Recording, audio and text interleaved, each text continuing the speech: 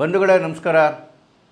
H N Chandrashekhar YouTube ಚಾನಲನ್ನು subscribe ಮಾಡಿಸಿ bell ಬಟನನ್ನು press ಮಾಡಿ.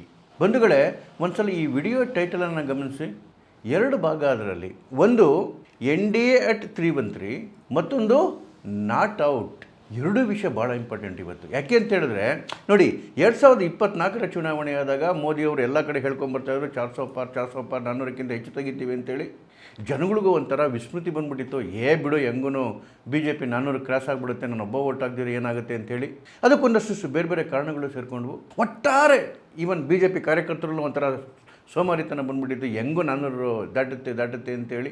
ಅದೇ ಸಂದರ್ಭದಲ್ಲಿ ವಿರೋಧ ಪಕ್ಷಗಳು ರಿಸರ್ವೇಷನ್ ಕಿತ್ತುಬಿಡ್ತಾರೆ, ಅದಕ್ಕೋಸ್ಕರ 400 ಬೇಕು ಅಂತ ಇದ್ದಾರೆ. ಸಂವಿಧಾನ ಬದಲಾವಣೆ ಮಾಡಿಬಿಡ್ತಾರೆ, ಅದಕ್ಕೋಸ್ಕರ 400 ಬೇಕು ಅಂತ ಇದ್ದಾರೆ ಅಂತೇಳಿ. ಈ ರೀತಿಯೂ ಒಂದಷ್ಟು ಪ್ರಪಗಂಡ ಮಾಡಿದ್ದು ಕೂಡ ಒಂದಷ್ಟು ಸೆಕ್ಷನ್ಗೆ ಅದು ತಲೆ ಒಳಗಡೆ ಹೊರಟೋಯ್ತು. ಏನೇನೋ ಒಟ್ಟು ಊಹೆನೇ ಮಾಡ್ಕೊಳ್ಳೋಕ್ಕೆ ಸಾಧ್ಯ ಇಲ್ಲ ಈ ಪಾರ್ಲಿಮೆಂಟ್ ಚುನಾವಣೆ ಈ ರೀತಿ ಆಗುತ್ತೆ ಅಂಥೇಳಿ. ಆ ವಿಸ್ಮೃತಿಯೊಳಗಡೆ ನಡೆದಂತಹ ಚುನಾವಣೆಯಲ್ಲಿ BJPಗೆ ಕೇವಲ 240 ಸೀಟ್ ಬಂತು, 400 ಅಂತಿದ್ದವ್ರಿಗೆ. ಒಟ್ಟು NDAಗೆ 293 ಬಂದು ನಿಲ್ತು. 272 ಬಹುಮತ, ಒಂದು 21 ಸೀಟ್ ಎಕ್ಸ್ಟ್ರಾ ಬಂತು NDAಗೆ. ಒಟ್ಟು 293. ವಿರೋಧ ಪಕ್ಷಗಳಂತೂ ಎಸ್ಪೆಷಲಿ ರಾಹುಲ್ ಗಾಂಧಿ ಎಲ್ಲ ಕೇಕೆ ಹಾಕೊಂಡು ನಪ್ಪಿಟ್ರು. ಮುಗೀತು, ಇನ್ಮೇಲೆ ಚಂದ್ರಬಾಬು ನಾಯ್ಡು ಮತ್ತು ನಿತೀಶ್ ಕುಮಾರ್ ಹೆಗಲ ಮೇಲೇ ಕೈ ಇಟ್ಕೊಂಡು ನಡಿಬೇಕು ಮೋದಿಯವರು. ಯಾವತ್ತು ಬೇಕೋ ಈ ಸರ್ಕಾರ ಬಿದ್ದೋಗ್ಬೋದು.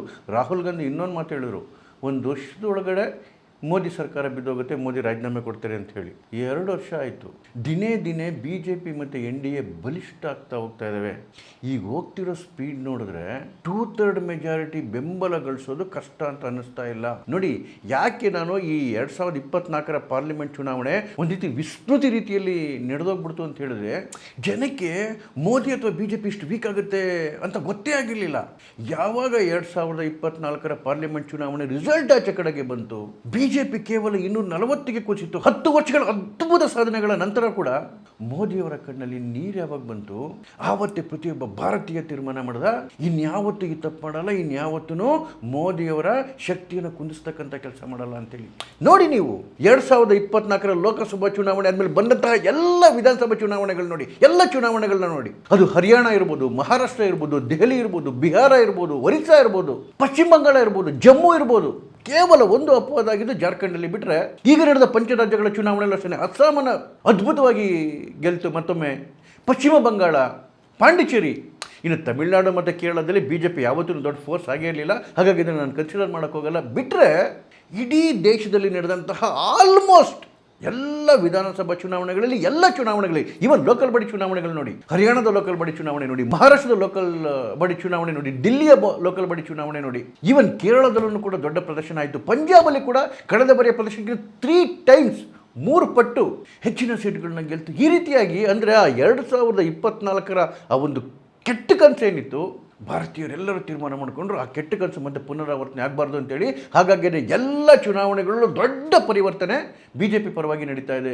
ವೆಸ್ಟ್ ಬೆಂಗಾಲಲ್ಲಿ ಆಗಿರ್ತಕ್ಕಂಥದ್ದು ನೋಡಿ, ಬಂಗಾಳದಲ್ಲಿ 15 ವರ್ಷಗಳಿಂದ ಏನು ಆಧಿಪತ್ಯ ನಡೆಸಿದಂತಹ ಮಮತಾ ಬ್ಯಾನರ್ಜಿ ಇವತ್ತು ಬೀದಿಗೆ ಬಂದು ನಿಂತಿದೆ. Literally she is on road. 80 MLAಗಳು ಗೆದ್ದಿದ್ದಾರೆ. 80 MLAಗಳಲ್ಲಿ 58 ಜನ ಆಗಲೇ ಅಫಿಷಿಯಲ್ ಆಗಿ ಲೆಟರ್ ಕೊಟ್ಬಿಟ್ಟಿದ್ದಾರೆ, ನಮ್ಮದು ಸಪರೇಟ್ ಬಣ, ನಮಗೆ ಸಪರೇಟ್ ಸೀಟಿಂಗ್ ಅರೇಂಜ್ಮೆಂಟ್ ಮಾಡಿ, ನಾವು ವಿರೋಧ ಪಕ್ಷದ ನಾಯಕನಾಗಿ ರಿತೋಬ್ರತೋ ಬ್ಯಾನರ್ಜಿನ ಸೆಲೆಕ್ಟ್ ಮಾಡಿದ್ದೇವೆ, ಆ TMCಗೂ ನಮಗೂ ಸಂಬಂಧ ಇಲ್ಲ ಅಂತ ಹೇಳಿ ಒಂದು ಸಪರೇಟ್ ಭಾಗವನ್ನು ಮಾಡಿಕೊಂಡು ವಿಧಾನಸಭೆಯಲ್ಲಿ ಹೋಗ್ತಾ ಇದ್ದಾರೆ. ಇನ್ನು 28 MP ಮಮತಾ ಬ್ಯಾನರ್ಜಿ ಜೊತೆಗೆ, ಆ 28 MP ಗಳಲ್ಲಿ 20 ಜನ ಆಗಲೇನೆ ಸಭಾಧ್ಯಕ್ಷರಿಗೆ ಪತ್ರ ಬರೆದಿದ್ದಾರೆ, ನಮಗೆ ಬೇರೆ ಸೀಟಿಂಗ್ ಅರೇಂಜ್ಮೆಂಟ್ ಮಾಡಿ, ನಾವು ಚೀಫ್ ವಿಪ್ ಆಗಿ ಕಾಕೋಲಿ ಘೋಷ್ ದಸ್ತಿದಾರ್ ಅವ್ರನ್ನ ನೇಮಕ ಮಾಡ್ತಾ ಇದ್ದೀವಿ ಅಂತ ಹೇಳಿ. ಎಂಥ ದುರಂತ ನೋಡ್ರಿ.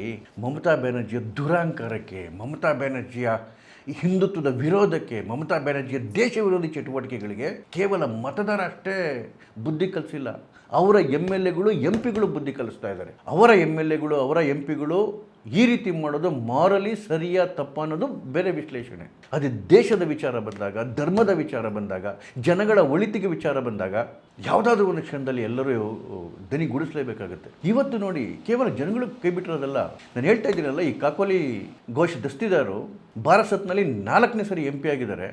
40 ವರ್ಷಗಳಿಂದ ಮಮತಾ ಬ್ಯಾನರ್ಜಿ ಜೊತೆ ಇರೋರು. ಇವತ್ತು ಮಮತಾ ಬ್ಯಾನರ್ಜಿಗೆ ಅಧಿಕಾರ ಹೋಯ್ತು ಅದಕ್ಕೋಸ್ಕರ ಬಿಟ್ಟವ್ರೆ ಅಂತಲ್ಲ.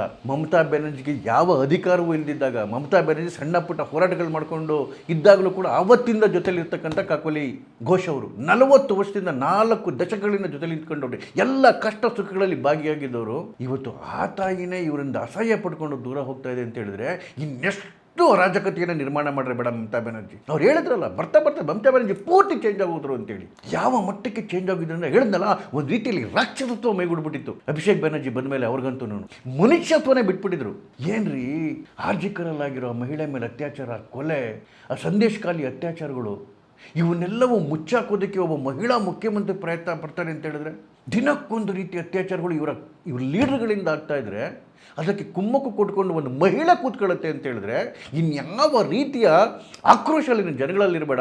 ಈ ಕಡೆ ವಿಲ ಒದ್ದಾಡಿಕೊಂಡು ಹೆಗರು ಮಾಡಿ ಪಕ್ಷವನ್ನು ಉಳಿಸ್ಕೋಬೇಕು ಅಂತೇಳಿ ಅಲ್ಲಿಗೆ ಡೆಲ್ಲಿಗೆ ಬಂದು ಜೂನ್ 7ನೇ ತಾರೀಕಿನ ಬಂದು 8ನೇ ತಾರೀಕು ಇಂಡಿಯಾ ಅಲಯನ್ಸ್ನ ಮೀಟಿಂಗ್ ನಡೀತಾ ಇದ್ದರೆ, ಅದೇ ಸಂದರ್ಭದಲ್ಲಿ ಇವರದೇ TMCಯ 20 ಜನ MP ಗಳು ಒಂದು ಜಾಗದಲ್ಲಿ ಸೇರಿಕೊಂಡು ಘೋಷಣೆ ಮಾಡ್ತಾರೆ, ನಮ್ಮದೇ ಒರಿಜಿನಲ್ TMC, ನಮಗೆ ಸಪ್ರೇಟ್ ಸೀಟಿಂಗ್ ಅರೇಂಜ್ಮೆಂಟ್ ಮಾಡಿ ಅಂತೇಳಿ. ಜೊತೆಗೆ ನಾವು NDAಗೆ ಬೆಂಬಲ ಕೊಡ್ತಾ ಇದ್ದೀವಿ ಅಂತ ಘೋಷಣೆ ಮಾಡಿದ್ರು.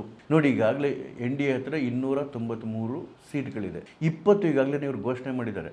ಯಾವುದೇ ಪ್ರಯತ್ನ ಮಾಡಿದೆ NDA ಸುಮ್ಮನೆ ಕೂತ್ಕೊಂಡಿದ್ದಾಗಲೇ ಅವರೇ ಬಂದು ಹೇಳ್ತಾ ಇದ್ದಾರೆ, ನಾವು 20 ಜನ ಸಪೋರ್ಟ್ ಮಾಡ್ತಾ ಇದ್ದೀವಿ ಅಂತ. ಎಷ್ಟಾಯಿತು? 313 ಆಯಿತು. ನೋಡಿ, ಇವರೆಲ್ಲರೂ ಒಂದು ಪ್ರಯತ್ನ ಮಾಡಿದ್ರಂತೆ ಅಮಿತ್ ಶಾ ಅವ್ರನ್ನ ಮೀಟ್ ಮಾಡಿ ಕೆಲವು ಕಂಡೀಷನ್ಗಳು ಹಾಕಬೇಕು ಅಂತೇಳಿ. 3 ಕಂಡೀಷನ್ಸ್ ಅವ್ರು ಇದ್ದಿದ್ದು. ಮೊದಲನೇದು, ಮುಂದಿನ ಲೋಕಸಭಾ ಚುನಾವಣೆಯಲ್ಲಿ ನಮಗೆಲ್ಲ ಟಿಕೆಟ್ ಕೊಡಬೇಕು BJPಯಿಂದ. 2ನೇ ಕಂಡೀಷನ್ನು, ನಮಗೆ ರಕ್ಷಣೆ ಕೊಡಬೇಕು. ಯಾವುದಿಂದ ರಕ್ಷಣೆ? ಇವರೆಲ್ಲರೂ ಯಾರೇನು ಭಾಳ ಒಳ್ಳೆಯವರೇನಲ್ಲ, ಮಾಡಬಾರ್ದು ಅನಾಚಾರಗಳನ್ನ TMC ಸೇರ್ಕೊಂಡು ಇವರು ಮಾಡಿರೋರೇನೆ. ಇವರು ಮಾಡಬಾರ್ದು ಭ್ರಷ್ಟಾಚಾರ ಮಾಡಿರೋರು, ಮಾಡಬಾರ್ದು ಹಿಂಸಾಚಾರಗಳು ಮಾಡಿರೋರು. ಯಾವುದೇ ಕೇಸ್ಗಳು ನಮ್ಮ ಮೇಲೆ ಬೀಳ್ದಂಗೆ ನಮಗೆ ರಕ್ಷಣೆ ಕೊಡಬೇಕು. 3ನೇದು, TMCಯಿಂದ ಏನಾದರೂ ನಮಗೆ ಲೀಗಲ್ ಪ್ರಾಬ್ಲಮ್ಗಳು ಬಂದರೆ ಅದನ್ನು ನೀವೇ ನೋಡ್ಕೋಬೇಕು. ಈ 3 ಅಶ್ಯೂರೆನ್ಸ್ ಕೊಡಬೇಕು ಅಂತ ಕೇಳಿದ್ರಂತೆ. ಅಮಿತ್ ಶಾ ಅವರು ಸುವೇಂದು ಅಧಿಕಾರಿ ಅವ್ರನ್ನ ಕರೆದುಬಿಟ್ಟು ಹೇಳಿದ್ರಂತೆ, ಯಾವ ಕಂಡೀಷನ್ಗೂ ಒಪ್ಪಲ್ಲ, ನಮ್ಗೆ ಇವ್ರ ಅವಶ್ಯಕತೆನೂ ಇಲ್ಲ, ನಾವಿರೋ ಇದರಲ್ಲಿ ಭಾಳ ಚೆನ್ನಾಗಿದ್ದೀವಿ, ನಮ್ಗೆ ಇವ್ರ ಅವಶ್ಯಕತೆನೇ ಇಲ್ಲ, ಕಂಡೀಷನ್ ಹಾಕೋಂಗಿದ್ರೆ ನಮ್ಗೆ ಇವ್ರ ಸಪೋರ್ಟ್ ಬೇಡ ಅಂತ ಹೇಳಿ ಕಳಿಸಿದ್ರಂತೆ. ಯಾವಾಗ ಈ ವಿಷಯವನ್ನ ಸುವೇಂದು ಅಧಿಕಾರಿ ಆ MP ಗಳಿಗೆ ವಿಷಯ ತಿಳಿಸಿದ್ರು, ಏನಾಯ್ತು? ಅನ್ಕಂಡೀಷನಲ್ ಆಗಿ NDAಗೆ ಸಪೋರ್ಟು. ಯಾಕೆ ಅನ್ಕಂಡೀಷನಲ್ ಆಗಿ NDA ಸಪೋರ್ಟ್ ಅಂತ ಹೇಳಿದ್ರೆ, ಪಶ್ಚಿಮ ಬಂಗಾಳದಲ್ಲಿ ಇವತ್ತು ವಾತಾವರಣ ಹೇಗಿದೆ ಅಂತ ಹೇಳಿದ್ರೆ, ನೀವು TMC ಅಂತ ಅನ್ಕೊಂಡು ಮನೆಯಿಂದ ಹೊಸಲು ದಾಟಕ್ಕಾಗಲ್ಲ. ರೋಡಲ್ಲಿ ಇಟ್ಕೊಂಡು ದನ ಬಡ್ದಂಗೆ ಬಡಿತಾರೆ, ಮೊಟ್ಟೆಗಳು ಹೊಡಿತಾರೆ, ಟೊಮೊಟೊ ಹೊಡಿತಾರೆ. ಇವತ್ತೇನಾದರೂ ಚುನಾವಣೆ ನಡೆದ್ರೆ 250 ಸೀಟ್ ಬರುತ್ತೆ BJPಗೆ. ನಾನು ಇದ್ರ ಬಗ್ಗೆ ಒಂದು ವಿಡಿಯೋ ಮಾಡ್ತೀನಿ. ಅಷ್ಟು ಅಸಹ್ಯ ಬಂದ್ಬಿಟ್ಟಿದೆ TMC ಅವ್ರ ಮೇಲೆ. ಯಾಕೆಂದರೆ ಅಷ್ಟು ಅನುಭವಿಸ್ಬಿಟ್ಟಿದ್ದಾರೆ ಈ 15 ವರ್ಷ ಅಲ್ಲಿನ ಜನ, ಅಲ್ಲಿನ ಹೆಣ್ಮಕ್ಳು. ಎಂಥ ಪುಡಿ ರೋಡಿಗಳ ಹತ್ರ ಅತ್ಯಾಚಾರಕ್ಕೊಳಗಾಗೋರಿ, ಹೇಳೋರಿರಲ್ಲ ಕೇಳೋರಿರಲಿಲ್ಲ. ಪುಡಿ ಸ್ಕೌಂಡ್ರಲ್ಗಳು. ಎಷ್ಟು ಜನಗಳ ಮೇಲೆ ಹೆಣಗಳು ಬಿದ್ದೋಗಿದ್ವು, ಎಷ್ಟು ಜನ ಮನೆ ಮಠ ಮಾರ್ಕೊಂಡ್ಬಿಟ್ರು, ಎಷ್ಟು ಜನ ಊರುಗಳು ಬಿಟ್ಬಿಟ್ಟು ಓಡೋದ್ರು. ಆಕ್ರೋಶ ಸುಮ್ಮನೆ ಬಿಟ್ಬಿಡುತ್ತಾ? ಜನಗಳೆಲ್ಲ ರೊಚ್ಚಿಗೆ ಎದ್ಬಿಟ್ಟಿದ್ದಾರೆ. ನೀವು ನೋಡ್ತಿರ್ಬೇಕು, ಡೈಲಿ ಬರ್ತಿರೋ ವಿಡಿಯೋಗಳು.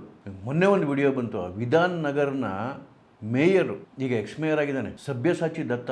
ಅವನು ಹೆಂಗೆ ಎಳ್ಕೊಂಡು ಹೊಡೆದ್ರು ಜನ ಮೊಟ್ಟೆ ಮತ್ತು ಟೊಮೊಟೊಯಿಂದ ಅಂತ ಹೇಳಿದ್ರೆ, ವಿಡಿಯೋಗಳು ಬಂದಿದೆ ಅಷ್ಟೇ. ವಿಡಿಯೋಗಳು ಬರ್ದಿರೋದು ಇನ್ನೂ ಭಾಳ ಜಾಸ್ತಿ ಇದ್ದಾವೆ. 1 ಕೋಟಿ ರೂಪಾಯಿ ಲೂಟಿ ಮಾಡಿದ್ದ ಜನಗಳು ದುಡ್ಡು. ಇವತ್ತು ಆ 20 ಜನ ಅಷ್ಟೇ ಅಲ್ಲ, ಇನ್ನೂ ಒಬ್ಬರು ಬಂದು ಸೇರ್ಕೊತಾರೆ. ಒಟ್ಟು 21 ಆಗಿದೆ ಸಂಖ್ಯೆ ಅಂತೇಳಿ ಹೇಳ್ತಾ ಇದ್ದಾರೆ ಅಲ್ಲಿನ ಲೀಡರ್ಗಳು. 314 ಆಗುತ್ತೆ. ಈ ವಿಡಿಯೋ ಮುಗಿಸೋಷ್ಟೊತ್ತಿಗೆ 315 316 ಆಗ್ಬಿಡುತ್ತೇನೋ. ಇನ್ನೊಂದು ವಿಷಯ ಹೇಳಿದೆ, ನಾಟ್ಔಟ್ ಅಂತ ಹೇಳಿದೆ. ಯಾಕೆ ನಾಟ್ಔಟ್ ಅಂದರೆ, ಇದು ಇಲ್ಲಿಗೆ ಮುಗಿಯಲ್ಲ. ಇವತ್ತು ವಿಪಕ್ಷಗಳಲ್ಲಿ ಯಾವ ಭಾವನೆ ಇದೆ ಅಂತ ಹೇಳಿದ್ರೆ, ಎಸ್ಪೆಷಲಿ ಮಹಾರಾಷ್ಟ್ರದಲ್ಲಿ ಉದ್ಧವ್ ಠಾಕ್ರೆ ಏನು 9 ಜನ MP ಗಳಿದ್ದಾರೆ, BJP ಯಾವತ್ತು ಎಸ್ ಅಂತ ಹೇಳುತ್ತೆ ಅವರೆಲ್ಲರೂ ಬಂದು BJPಗೆ ಜಾಯ್ನ್ ಆಗಿ ರೆಡಿ ಇದ್ದಾರೆ. ಯಾಕೆಂತ ಹೇಳಿದ್ರೆ, ಮಹಾರಾಷ್ಟ್ರದ ವಿಧಾನಸಭಾ ಚುನಾವಣೆ ಆದಮೇಲೆ ಉದ್ಧವ್ ಠಾಕ್ರೆಯ ಪಕ್ಷದಲ್ಲಿ ಯಾವ ರೀತಿ ಬೇಯ್ತಾ ಇದೆ ಅಂತ ಹೇಳಿದ್ರೆ ಅವರೆಲ್ಲರಿಗೂ ಚೆನ್ನಾಗಿ ಗೊತ್ತಾಗೋಗಿದೆ. ಇನ್ನು ಮುಂದೆ ನಮಗೆ ಎಲೆಕ್ಷನಲ್ಲಿ ಭವಿಷ್ಯ ಇಲ್ಲ ಈ ಪಾರ್ಟಿ ನೆಚ್ಕೊಂಡು ಹೋದರೆ. ರಾಜಕಾರಣಿಗಳು ರೀ, ಅವ್ರು ರಾಜಕಾರಣ ಮಾಡೋಕ್ಕೆ ಬಂದಿರೋದು, ಅವ್ರೇನು ಸಮಾಜ ಸೇವೆ ಮಾಡೋಕ್ಕೆ ಬಂದಿರೋರಲ್ಲ. ಅದು ಸುಳ್ಳು ಮುಖವಾಡ ಅಷ್ಟೇನೆ. ಅವ್ರಿಗೆ ಭವಿಷ್ಯದ ಭಯ ಆಗಲೇ ಶುರುವಾಗಿದೆ.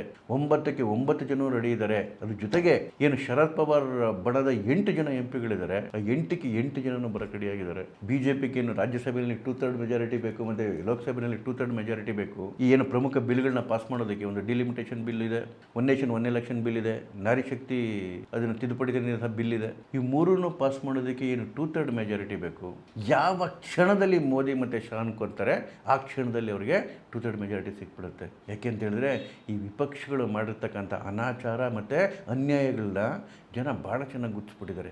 ಇನ್ನು ಭಾರತೀಯರನ್ನು ಜಾತಿ ಹೆಸರು ಹೇಳ್ಕೊಂಡು ವಿಭಾಗ ಮಾಡೋಕ್ಕಾಗಲ್ಲ, ಹಿಂದೂಗಳನ್ನ ಹೊಡೆಯೋಕ್ಕಾಗಲ್ಲ. ಇಡೀ ಹಿಂದೂ ಎದ್ದು ನಿಂತಿದ್ದಾನೆ, ಭಾರತೀಯ ಎದ್ದು ನಿಂತಿದ್ದಾರೆ. ಯಾವುದೋ ಒಂದು ಸಮುದಾಯದ ಓಟ್ ನೆಚ್ಕೊಂಡು ನೀವು ಎಲೆಕ್ಷನ್ ಮಾಡೋಕ್ಕಾಗಲ್ಲ. ಇನ್ಮೇಲೆ ಆ ವಿಟಪ್ ಅವ್ರು ಹೋಯ್ತು. ಆ ಓಟನ್ನು ನೆಚ್ಕೊಂಡಿದ್ದ ಪಾರ್ಟಿಗಳೆಲ್ಲವೂ ಮಣ್ಣಪಾಲಾಗೋದು. ಇನ್ನೇನಿದ್ರು ಹಿಂದುತ್ವದ ಕಾಲ, ಇನ್ನೇನಿದ್ರು ರಾಷ್ಟ್ರೀಯತೆಯ ಕಾಲ. ರಾಷ್ಟ್ರೀಯತೆ ಜೊತೆ ನಿಂತಿದೆ NDA, ರಾಷ್ಟ್ರೀಯತೆ ಜೊತೆ ನಿಂತಿದೆ BJP. ಹಾಗಾಗಿ BJPಗೂ ಅದ್ಭುತವಾದಂಥ ಭವಿಷ್ಯ ಇದೆ. ಚುನಾವಣೆಯ ಇಲ್ಲದೆ ದಿವಸ ಸಂಖ್ಯೆ ವೃದ್ಧಿಸ್ಕೊಂಡು ಹೋಗುತ್ತೆ NDA. ಇದೊಂದು ಪವಾಡನೇ ಅಲ್ವಾ? ನಮಸ್ಕಾರ.